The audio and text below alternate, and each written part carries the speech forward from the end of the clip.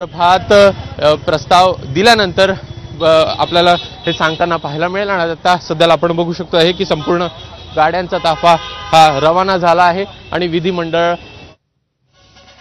दरम्यान भाजपची कोर कमिटीची बैठक आता सुरू झालेली आहे। या कोर कमिटीच्या बैठकीमध्ये महत्त्वाचे काही निवडक नेते एकत्र बसून प्रस्ताव कोण सादर करणार याबद्दल चर्चा करतात। आणि त्याचबरोबर महत्त्वाची गोष्ट म्हणजे या दृश्यांमध्ये आपण विजय रुपाणी आणि निर्मला सीतारमण हे जे दोन निरीक्षक भाजपने केंद्रातनं पाठवलेले आहेत ते सुद्धा आता विधान भवनावरती दाखल होताना आपण त्यांना पाहत आहोत। म्हणजे आता इथून पुढे सगळ्या औपचारिक ज्या प्रक्रिया आहेत त्यांना प्रचंड वेग येईल, कारण दुपारी 3 वाजता राज्यपालांकडे तिन्ही पक्षाचे नेते मिळून सत्ता स्थापनेचा दावा करायला सुद्धा जाणार आहेत। त्याच्या आधी या सगळ्या प्रक्रिया आज पार पडतील। सुरुवातीला कोर कमिटीची बैठक होणार आहे आणि यामध्ये महत्त्वाचे नेते मिळून प्रस्ताव आज विधिमंडळ पक्षनेत्याचा कोण सादर करेल याबद्दल चर्चा करतील, यावर निर्णय घेतील आणि ही बैठक आता सुरू झालेली आहे। दरम्यान आपण या दृश्यांमध्ये बघू शकतो ज्यांच्या नावाचा सातत्याने उल्लेख होतोय, ज्यांच्या नावाची सातत्याने चर्चा आहे ते देवेंद्र फडणवीस दाखल झालेले आहेत विधान भवनामध्ये आणि मोठ्या आणि महत्त्वाच्या नेत्यांबरोबर बसून ते चर्चा करतायत, चहापान करतायत असं आपण पाहतोय। देवेंद्र फडणवीस यांच्या नावाचीच घोषणा विधिमंडळ पक्षनेता म्हणून होते का नाही याकडे सगळ्यांचं लक्ष आणि अर्थातच याबाबत खात्रीलायक सूत्रांकडून वारंवार या बाबतीमध्ये अधोरेखित केलं जात आहे की त्यांचंच नाव घोषित होईल आणि मग विधिमंडळ पक्षनेता हाच मुख्यमंत्री बनेल अशा पद्धतीची परंपरा असते। त्यामुळे अर्थातच ही घोषणा झाली की शपथविधीचं चित्र सुद्धा आणखीन स्पष्ट होईल।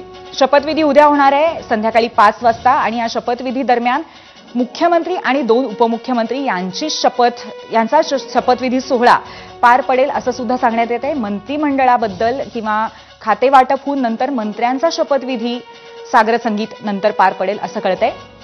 देवेंद्र फडणवीस आणि दुसरीकडे निर्मला सीतारामन तसंच विजय रुपाणी हे जे निरीक्षक म्हणून आलेले आहेत ते सुद्धा दाखल होत आहेत। निरीक्षकांवरती सुद्धा मोठी जबाबदारी असते। ही संपूर्ण प्रक्रिया पार पाडून या संदर्भातला त्यांचा जो एक आढावा असतो तो त्यांना केंद्रामध्ये रिपोर्ट करायला लागतो। या सगळ्या प्रक्रिया अतिशय वेगाने आजच्या दिवसामध्ये घडणार आहेत। 132 आमदारांसह अतिशय मोठा पक्ष म्हणून भाजप पहिल्यांदाच विधान भवनामध्ये इतक्या मोठ्या संख्याबळासह पोहोचतोय। त्यामुळे एकंदरीतच विधान भवनाला एखाद्या समारंभाचं स्वरूप आलंय, मंगल कार्याचं स्वरूप आलंय, सजावट झालेली पाहायला मिळतेय, कुठे नेते फेटे बांधून घेत आहेत असंही दृश्य आहे। एक मोठा दिवस आहे अर्थातच भाजपसाठी। देवेंद्र फडणवीस हे या संपूर्ण निवडणुकीच्या निमित्ताने जो प्रवास होता त्यामध्ये सुद्धा कामाच्या दृष्टीने, निर्णय घेण्याच्या दृष्टीने अग्रस्थानी होते। त्यामुळे आता या सगळ्याचा परिपाक म्हणून त्यांचंच नाव विधिमंडळ पक्षनेतेपदी घोषित केलं जाईल आणि त्यानंतर मुख्यमंत्री पदाची शपथ सुद्धा ते उद्या घेतील। या सगळ्या प्रक्रियेकडे संपूर्ण महाराष्ट्राचं आता लक्ष लागून राहिलेलं आहे। ची सुरुवात होईल आणि विधिमंडळ नेता निवडला जाईल।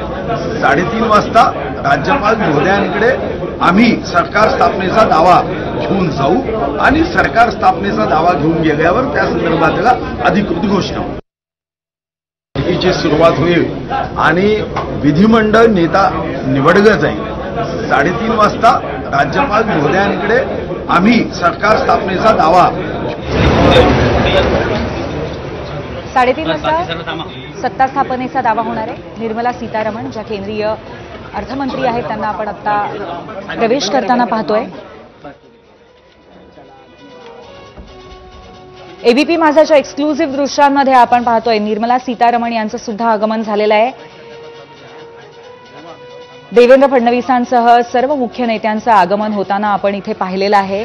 विनोद तावडे, गिरीश महाजन, सुधीर मुनगंटीवार, चित्रा वाघ, त्याचबरोबर जे नवनिर्वाचित आमदार आहेत त्यांनी सुद्धा आता विधान भवनामध्ये प्रवेश केलेला आहे आणि थोड्याच वेळात प्रक्रियेला प्रारंभ होईल।